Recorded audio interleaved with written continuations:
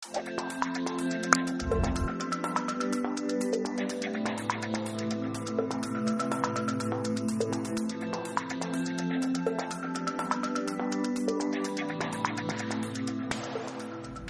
алейкум. Европада дальнобой YouTube каналын көрүүчүлөрү. Мен подписчиктерим. Сиздерге чоң салам Европадан. Дагы видео тартуудам. Мурдагы видеодо жакшы тарпаптырсың, жакшы түшүндүрүп өттүрсүң дегендерге дагы бир сыйра видео тартып түшүндүрүп берейин. Бүгүн 22 январь 2023 жыл воскресенье. Жүк алып келип токтогом, жүк алып келип түшүргөм 5-күнү. Суббота, воскресенье выходной. Азыр эме бар экен, токтоткон машинени токтоткон жерден 1 километр алыстыкта бассейн бар экен, бассейнге келип, бассейнге түшүп, аябай жакшы экен. Орус кыз иштейт экен. 4,5 евро экен. 4,5 евро берсең безлимит бир күнгө. Анан 3 евро болсо 3 саатка экен. Тугандар, сиздер менен дагы бир сыйра эме менен ошо жумуш жөнүндө дагы сөз кылабыз. Колдон келишинче жооп берем, билгенимче. Анан машинени тартам, кайерге токтодум, машинеде кандай жашоо болот, баарын бир сыйра көрсөтүп берем сиздерге. Азыр машинеге баратам. Машине жака бартам. Биз жакта погода бир аз жамгыр сыяктуу. Бирок суук деле эмес, +1, +2 градус. Мына достор, мына складка дөңгөлөк алып келип түшүрдүм. Ушул жерге Чехиядан алып, ушул жерге алып келип түшүрдүм. Азыр офис жагына баратам. Офисинде көрсөтөм.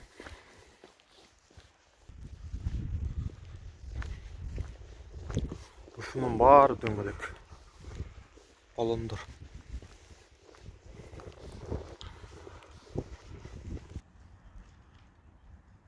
Ушул жерге алып келдим. Эртең менен 6-да келгем. 6-да келсем, офистери жабык экен. Саат 8-де ачылды. Мына жакта атайын ошол фураларга эмелери бар экен. Паркинг. Ошол жерге келип токтодум. Саат 8-ге келдим. Келип эме кылсам, машинеге барып күтүп отуруптур. Деп туруп, телефон номерди жазып алып, саат 10-до чалды.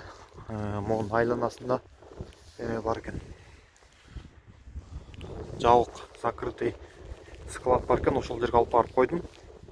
Саат 10-до койгон болсом, ошону мен саат 2-ге чейин түшүрдүлөр жүктү. Грузчиктер саат 2-ге чейин түшүрдү.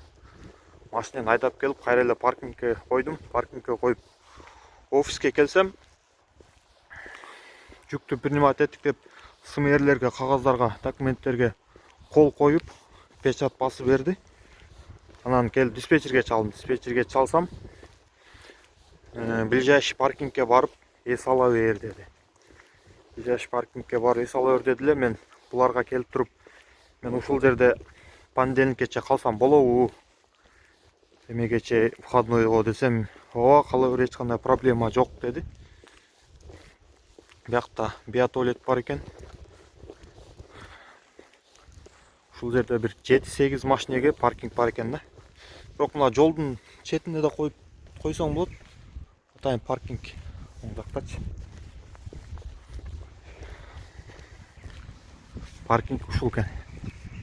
Мына менин машинем, бул машинени дагы Мансолондон жаңы берди. Жаңы прицеп менен жаңы машина берди эле. Бирок прицепти алмаштырдым. Барып, пустой прицепти таштап, могу жүктөлгөн прицепти алып келдим.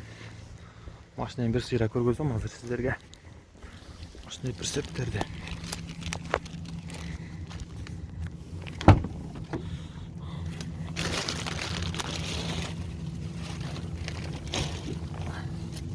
Автономканы иштетип койгом, иштеп атат.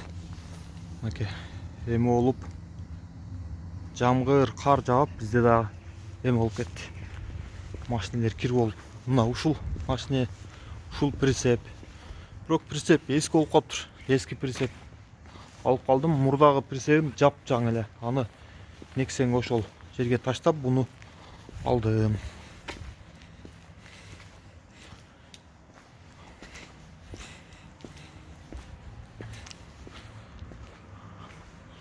Өзү фирма алчулар ушундай эле эсчө интернетке жазып, эмеге жазсаңар, Facebook ач, ошол жактан эме болот. Чыгат ушул фирмаларчы.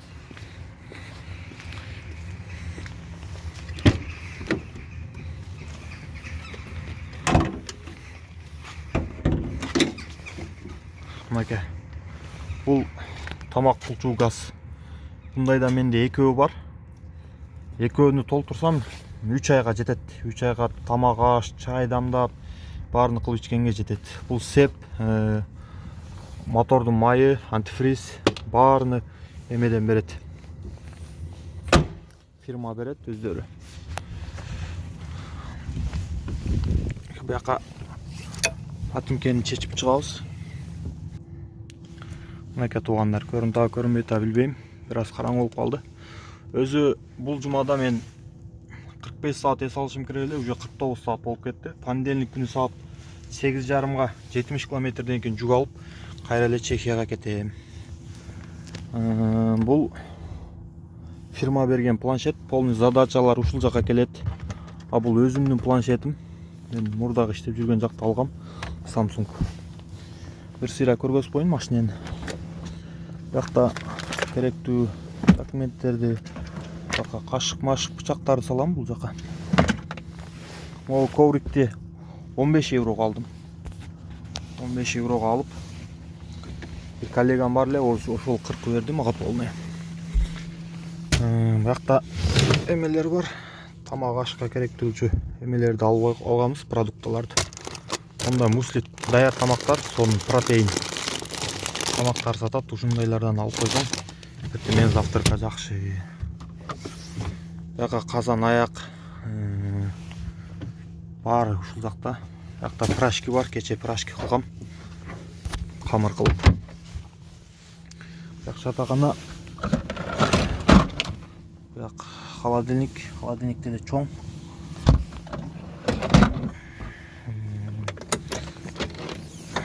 Ушундай. Плов кылам деп баарын даярдап койгом. Суу, май керектелүүчү полный продукталар ушул жакта туугандар. Биздин жумуш ушундай туугандар. Билгендерибизди ушинтип элдерге айтып, келе турган адамдарга жакшы бул видеолор пайда берет деп ойлойм. Анан көпчүлүк суроо болуптур, видеого эле жазып койбойсуңбу номерлерди депчи, номерлерди видеого эле жазып койбойсуңбу, же болбосо описаниясына жазып койбойсуңбу деген эмелер бар, суроолор келип, баягындай элдер нааразычылыктар келиптир. Мен буга айта турган сөзүм, мындайда мисалы үчүн азыр биздин фирмага может 200, может 300 водитель алат. А видео бул вечный кала турган нерсе да, мен өзүм YouTube'дан удалить этпесем, YouTube'да вечный калат. А мен экранга жазып койсом, ал кетпейт да. Кийин ал водитель толуп калгандан кийин ал ошол эмени кийинки элдер көрүп алып дагы чала берет. А описаниясына жазып койсом, видеонун астына жазып кое турган болсом, описаниясына жазып кое турган болсом, ошондо деле элдер сурайт, эмне себептен каяка жазып койдуң депчи, каяка жазып койдуң, таппай атам, мага жөнөтүп койчу, мага личкама жазып койчу депчи. Ошон үчүн мен Instagramга лентага эле чыгарып койдум, полный. Каалаган маалда удалить этип өчүрүп коем. Анан Instagramга каттала турган болсоңуздар, ошол Instagramда бош убакытта прямой эфирге чыгып, элдер менен жазышып, суроолорго жооп берип, билгендерибизди айтып, анан Европада иштеп жүргөндөр менен сүйлөшүп, баягы маалыматтар менен бөлүшөбүз. Ошондой кимде ким келем дей турган болсо, ошол Instagramда чыгарып койгон менин фирмама келем дей тургандар болсо, келсин, келип иштесиндер. Эгерде менин фирмам болбой, менин фирмам албай кала турган болсо, башка фирмаларга баргыла. Ал фирмаларды Facebookка кире турган болсоңор, работа по Европа дальнобой деп жазсаңар, өтө көп фирмалар. Ошол жакта эмелер келет. Требуется водитель по всему Европу деп ошолордун номерлерин алып, WhatsApp'тан, Viber'ден жазсаңар, чалсаңар болот туугандар. Facebookка киргиле. Мен дагы бул жакта кыргыздар бар, ошол кыргыздардын группасы бар. Кыргыздардан сурап, жакшы фирмаларды, ишениктүү, условиясы жакшы фирмалардын номерлерин алып дагы видеолорду чыгарып турам. Бул видеолорду чыгарганын себеби баягындай алданып калбай, посредниктерге, агентстволорго лишний бир 100 000, 80 000 акчаны жөн эле бесплатный приглашенияга кетирбей, өзүңөр бир аз аракет кылып келсин деп эле чыгарып аткан видео. Кээ бир баягындай эмелер бар экен, сен африс эмессиңби, андай мындай деп. Африс адам менен эркиндей адамдын эмесиге барбай турган адамдар окшойт аларчы. Африс адамдар сразу эле акча бер, мен сага алып келем, мен гарантия берем деп чыгат андайлар. Ошондой туугандар, Кудай буйрса, каждый суббота, воскресенье, жумасына бир жолу видео чыгарып турушка аракет кылам. Бардык ошол билген нерселеримди айтып, билбеген нерселеримди билип, элдерден сурап, ошентип видео чыгарып турушка аракет кылам туугандар. Анан возрастты көпчүлүк эмелери сураптыр мекендештер, канчага чейин алат деп. Бул жакта мен билгенден возраст 55 жашка чейин алат. 55 жашка чейин алат.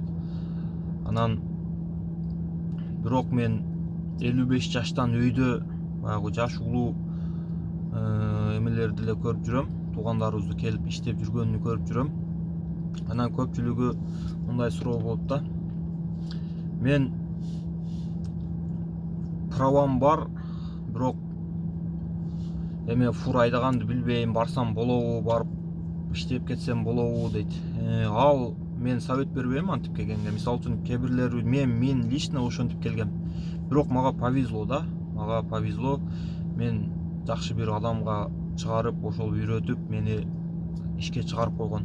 Кээ бирлер бар, мисалы үчүн келип туруп эле машиненин ключун берип туруп, машинени арка менен парковка кыл деп туруп, эки эменин машиненин ортосуна парковка кыл деп машиненин ключун берип кое турган болсо, парковка кылбасаң, сага ишенип машина бериш өтө кыйын да. Ал адамдар кантип ишке алат, мисалы үчүнчү? Ошентип турсаң, машинени даже парковка кыла албасаң, сени кантип ишке алат? Ошон үчүн ойлоңула туугандар. Колдон келишинче жакшылап машинени айдап, үйрөнүп, режим трудоодукту интернеттен көргүлө. Менин видеом эмес, элдин толтура видеолору бар. Азыр TikToктон башкалардан кыргыз жигиттер жардам берем, колдон келишинче жардам берем дегендер бар. Мисалы үчүн Телеграмда группа бар. Ошолор менен сүйлөшүп, көрүп, YouTube'да видеолор толтура. Режим трудоодук деп ошолорду көрсөңөр, мындай жакшы болот да. Келгенде бир аз кыйналбайсыңар туугандар.